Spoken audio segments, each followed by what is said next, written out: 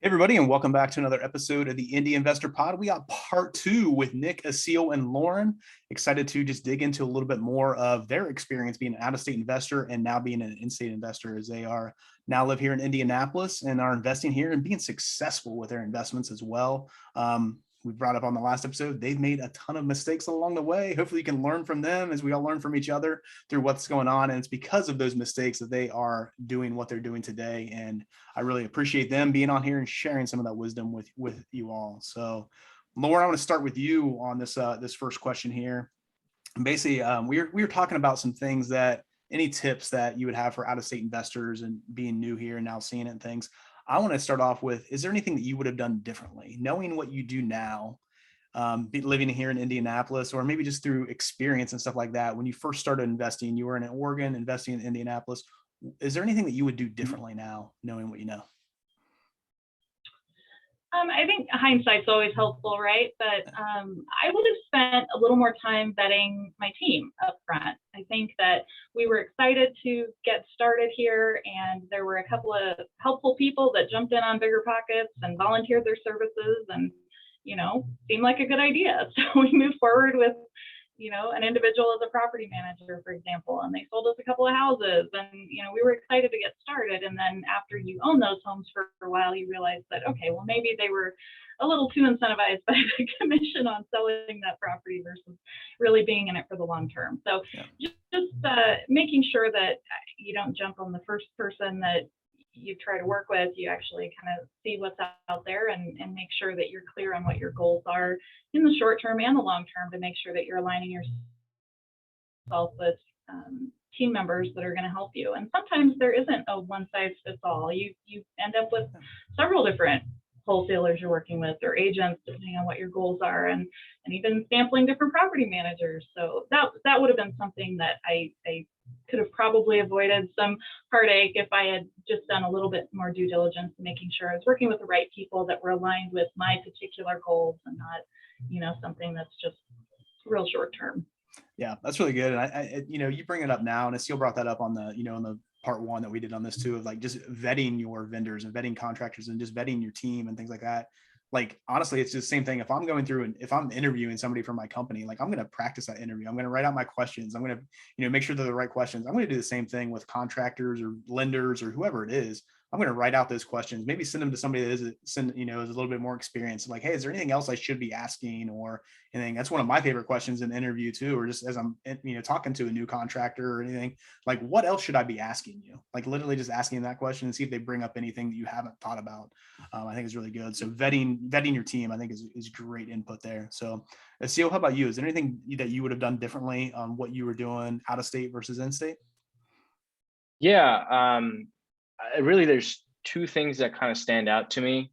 And the first of those being kind of going back to that, preventative maintenance that comes with the environment that we're in over here. A couple examples, like, if I have a rental, or even if I'm doing a flip project, I want to make sure exactly what I'm getting as far as, are there any little details, like, are there any giant overhanging trees that I need to worry about? Because that can be a very, very, and has been a very costly issue for me, especially being in, the spring when you have high winds going on and there's tree branches falling off. I just recently had a big tree branch fall right on top of my garage, and I have a giant roof to pay for now. So taking care of those things beforehand, making sure that you're conversing with your property managers to set up some sort of, I don't know, furnace replacement plan, gutter cleaning plan. So probably preventative maintenance would be a little bit higher on my list now. Secondly, it has to do with neighborhoods and areas changing. I really, again, we all kind of know that Indy is a very developing market, right? Things change really fast, but I didn't realize how fast. I think for me now is a good idea to just do annual drive-bys of neighborhoods that you're kind of have been investing in, we're debating investing in, and putting a little bit more emphasis on the micro scale of the neighborhood. Because, I mean, there's parts of Brookside that I wouldn't have touched last year, where now there's new builds popping up on that very specific street where now I kind of want a property there. Conversely, there was a property I looked at in Irvington, which is known to be, obviously a very hot and upcoming, hot neighborhood. That's Nick's home right there. So I looked at a flip prospect in Irvington, and I was going in with the perspective that, hey, this could be a really, really good deal.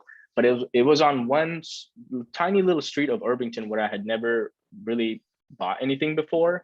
And that one specific street was a lot rougher. It only had like 7 houses on that street, and every single one of them was a very, very dilapidated looking house.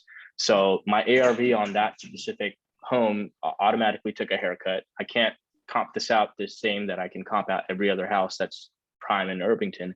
So I think I would put a little bit more emphasis on, if you have someone going to check out the property, maybe not focusing on the property as much.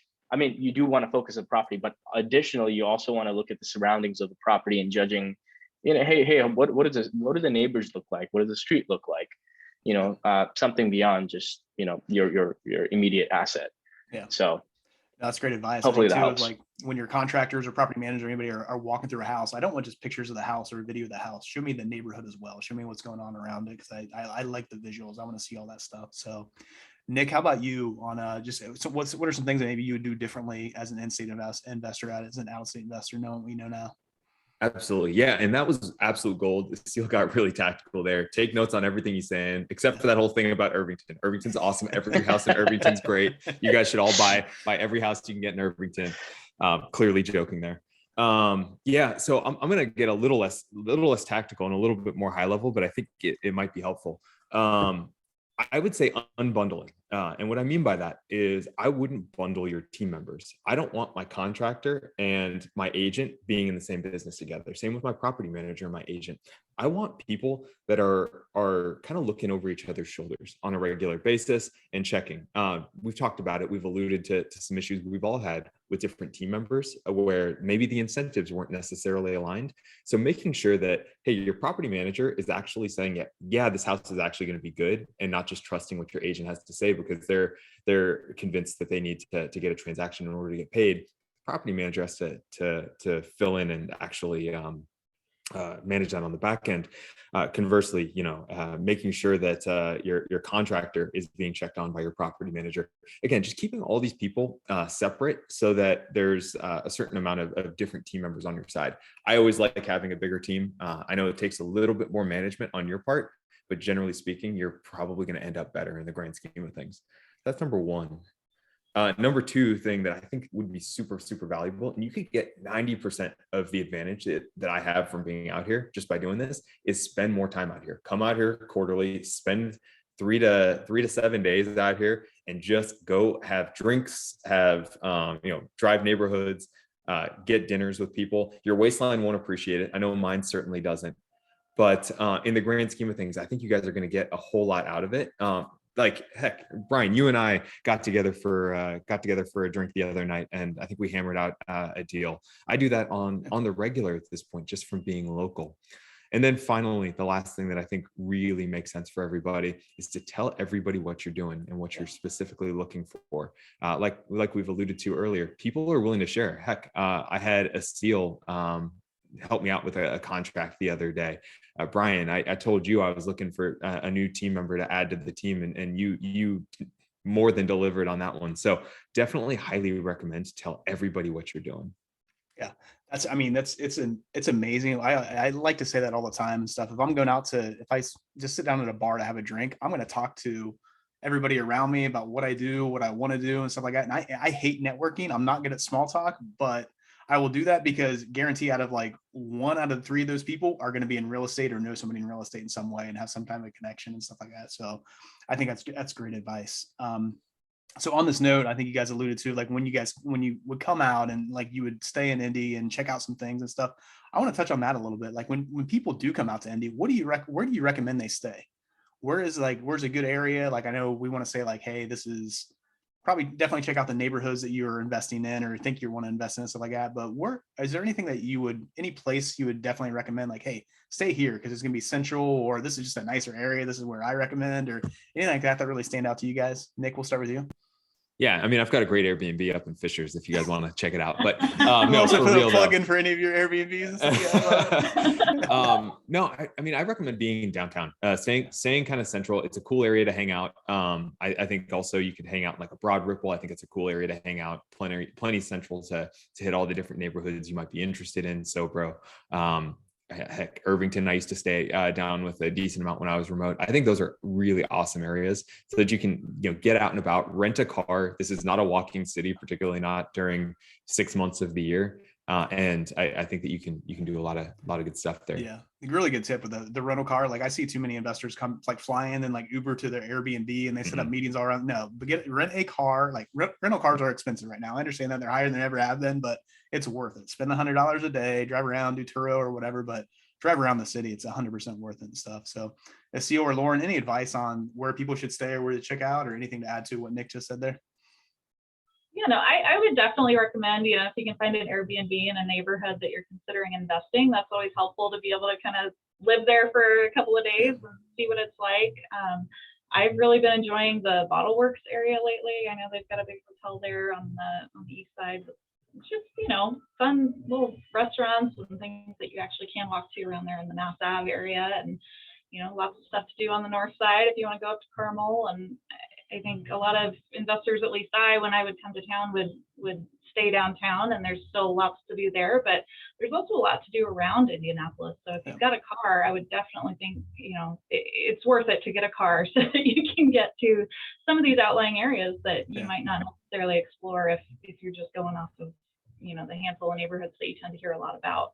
Yeah, I'd say to that too, like be a tourist for a day. Don't just be an investor all the days you're here. Be a tourist for a day and check out some things and stuff. So SEO, anything to add to that?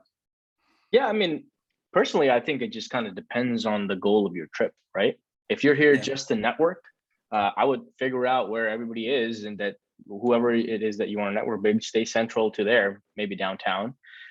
If your goal is to check out new neighborhoods or explore an area that you haven't before, maybe stay somewhere close to there. If your goal is to just explore the town and be in an area that I don't know, you haven't been to before, then just go to some of the lesser visited parts of town. Stay in Greenwood, stay in Broad Ripple, and definitely take a car and drive around. I think that was probably the biggest thing for me. Anytime I would come here, the two biggest things I would do is network and drive. That's pretty much how I split up my time. And it was mostly downtown because it's central to everything, and I can kind of do both of those things. I can network with people in downtown, and I'm central to all the neighborhoods, so I can drive any neighborhood that I need to see. So awesome. Love it. I know one of the things that I always recommend for people too is, they might want to invest in downtown or specific areas and stuff like that, but I always recommend also drive out into the suburbs and drive out like past Carmel and see. I always like to see the expansion or the growth possibilities of what's out there. If you drive up to, drive out through Whitestown, like it's crazy how much Whitestown has changed over 1 year, 2 years and things like that. So seeing how much growth is possible out there, or down past Greenwood and Franklin and things like that, like it's crazy to see what's going on. So I definitely recommend that as well. Love it. One of the things I also wanted to ask you guys is, so you guys moved here and you're still here. So I'm thinking that you guys are enjoying it and you guys like being here.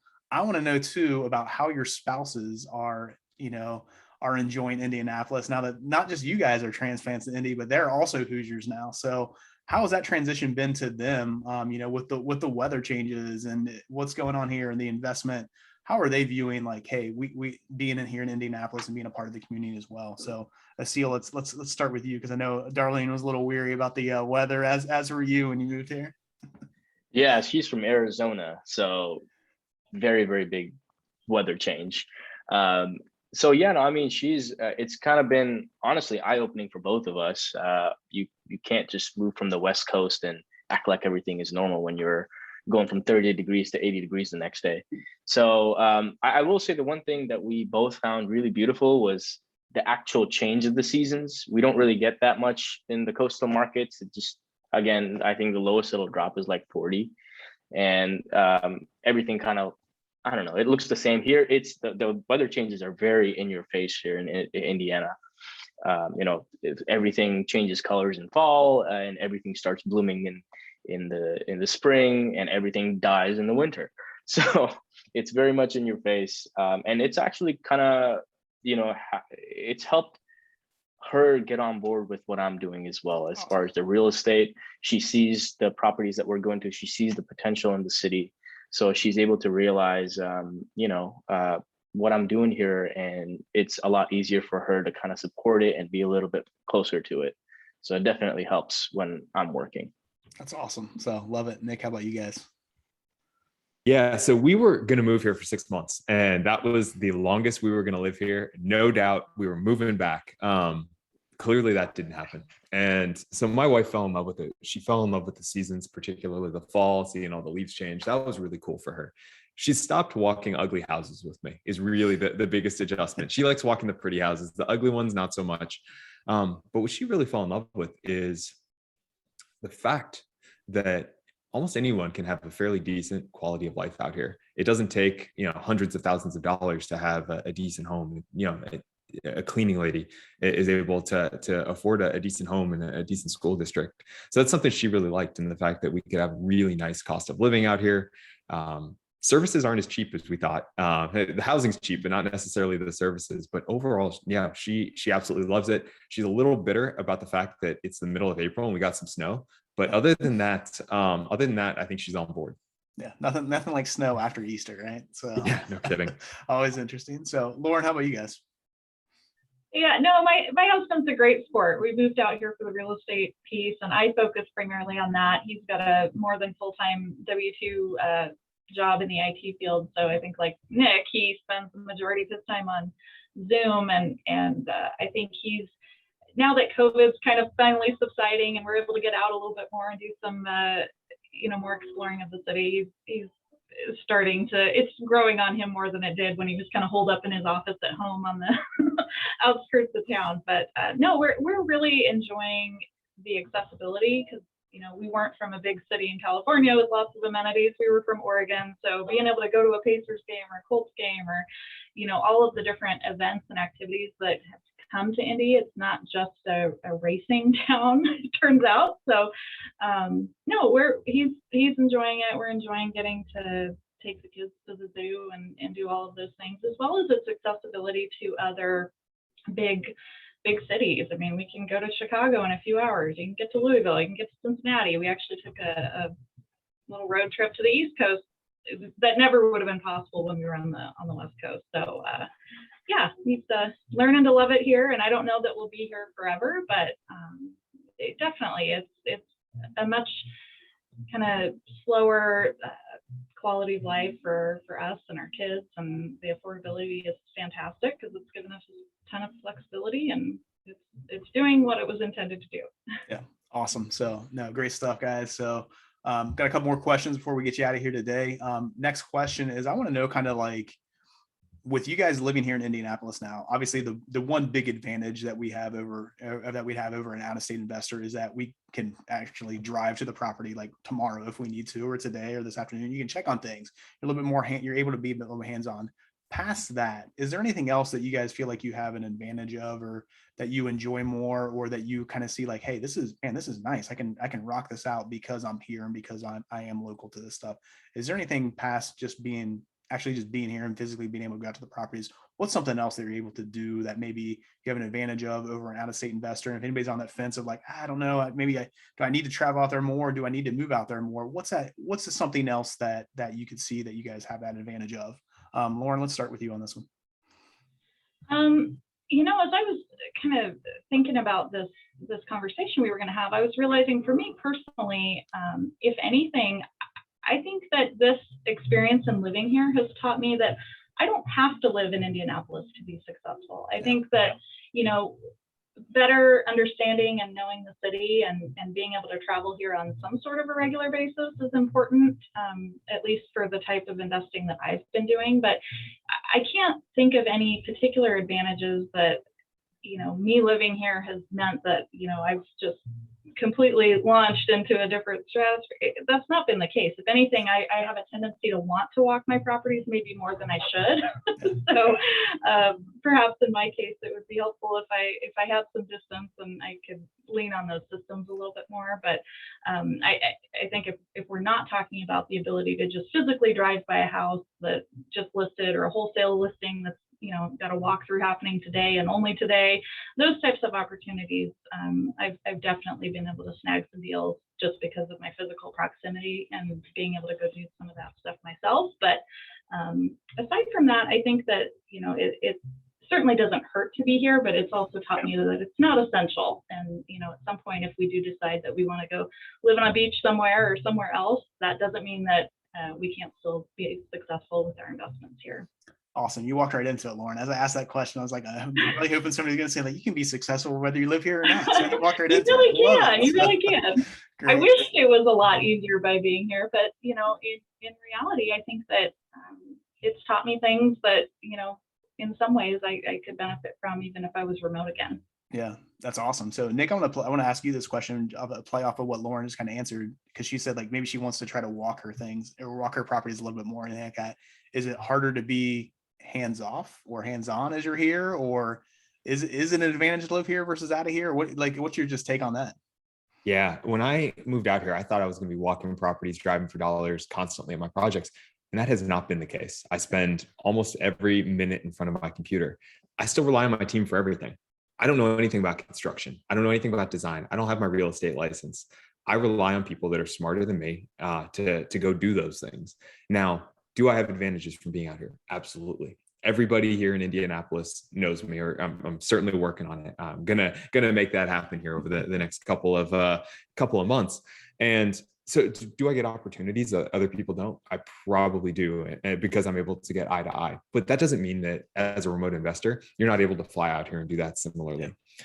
I would say that's one advantage. The other advantage I have is that being here, I have the opportunity to see opportunity and new business opportunities that exist. For instance, bringing construction in-house and potentially outsourcing and beginning to sell that as a service to other people. I see that as an opportunity that I think I could only do if I was here.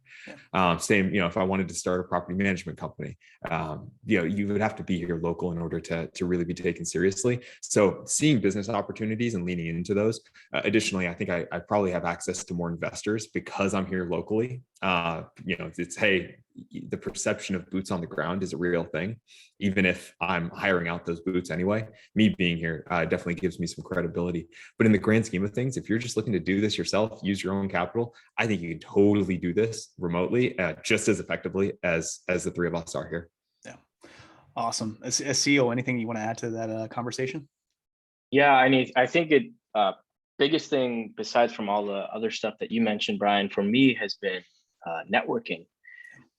My biggest lender that I'm using for majority of my properties right now, I meet him at least once every month here. And that's really how we kind of connected, is because I was here physically and he was, just impressed by the fact that I was able to pick up my things and move to Indiana. So it just gives me a lot more credibility from a lending standpoint. But yeah, beyond that, really for me, I'm here because I want to accelerate my growth in the starting stages, right? The key is accelerate. It doesn't mean that I can't grow if I wasn't here. I choose to be active because I'd like to accelerate the growth of my own capital when I'm here. But the goal is always to go back to what I was doing. The goal is always to have a system in place and be able to invest from anywhere. So for me, it was a very personal strategic decision. But yeah, I think being an out-of-state investor, it actually, in a way, you have an advantage because it forces you to build a process. It forces you to build a system. So I think for all of us, that's still the goal. And I think being here is a very strategic move to get some of those perks. But on the long term of things, it's always going to come back to building a system so that you don't have to be here. Yeah.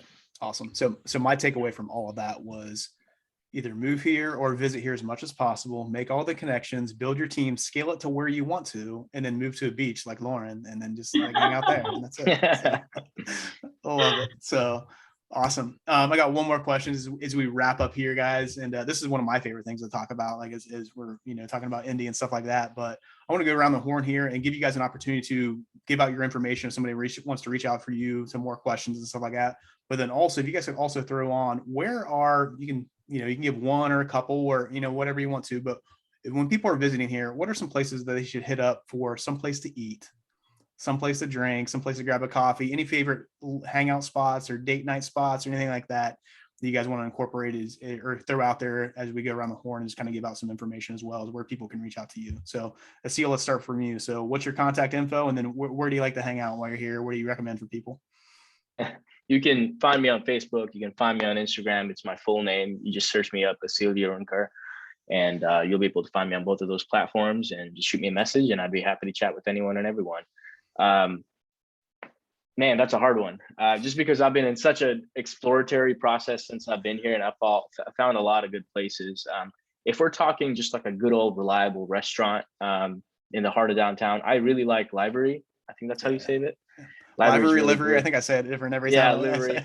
And I always recommend, if you guys are here in the fall, please go visit Brown County in Nashville, Brown County State Park. It is beautiful. It's the epitome of fall, changing colors. You'll see pictures of it on calendars. So I thought that was an absolutely gorgeous place to go to, especially if you're here in the fall. So awesome. Love it. Lauren, how about you? Contact info, and then what do you recommend for people traveling out here? Yeah, so Lauren Perry, you can find me on Facebook or Instagram, or lperry@helix-company is my email. Shoot me a message. Happy to talk to investors anytime. As far as places to go, I mentioned the Bottle Works District, so that's been a favorite recently with the food hall down there. We also, if you just want kind of classic Indiana Americana, Zionsville in the summer was just the most charming little place I think I've ever seen. So that's a little out of the way, but super cute up there, and just tons of restaurants downtown. Sobro, you don't have a shortage of places to eat here, and I think you guys did a podcast on that sometime last year, maybe. So. So like I said, that's my favorite thing to talk about. Like, we'll just talk about places to eat and drink and get coffee and stuff like that. But no. Actually, the Parlor House was a new one that I found. They've got coffee in the day and they turn to cocktails in the evening. So a little spot downtown. Nice. That's my favorite coffee shop. I love Parlor House. Well, yeah. It sounds like you need to stay there a little bit longer past the coffee. So yeah. No, good. So Nick, how about you? Yeah, well, everybody can reach out to me on Facebook, on Instagram at Off Leash Investments. I'm repping the shirt again today. They can also find information about us at offleashinvestments.com. I'll plug right now. One of the things my wife has been working on the last couple of weeks, first time I'm really announcing it, but we are doing an Accelerator Weekend for people where they are going to actually get to go around a lot of our favorite spots around Indianapolis. It's going to be Labor Day weekend. So if you guys have any interest, that would be the area to reach out to us. I think it's going to be a lot of fun. But our favorite spot in all of Indianapolis is Peterson's. It doesn't look like much. It's in some little strip mall in Fishers, but it is the best food I think I've ever had in my entire life. Their appetizers, don't even worry about the dinner. Drinks and appetizers are where it's at. So highly recommend it. Awesome. I love that. I got something new. I've never heard of this place. So I'll be checking that out probably this week. So nice. I love it. Good stuff. No, I really appreciate all of you guys. Thanks a lot for your insights and your information. Really love that. I know one of my favorite spots, I'm a little biased because I live in Carmel, but honestly, anytime I have clients or coaches or anything like that come into Indianapolis, we go to downtown Carmel, get some coffee and stuff like that. And everybody's always like, man, can we go back to that one spot? Like it's crazy what they've done down there. And it's really nice to just walk around. You can spend like a day down there doing stuff. So one of my favorite spots as well. But if you need anything else from me, you can hit me up at brian@simplewholesaling.com. More than happy to help you out. And with that, that's a wrap for this episode of the Indy Investor Pod. And we will see you guys next time. Take care.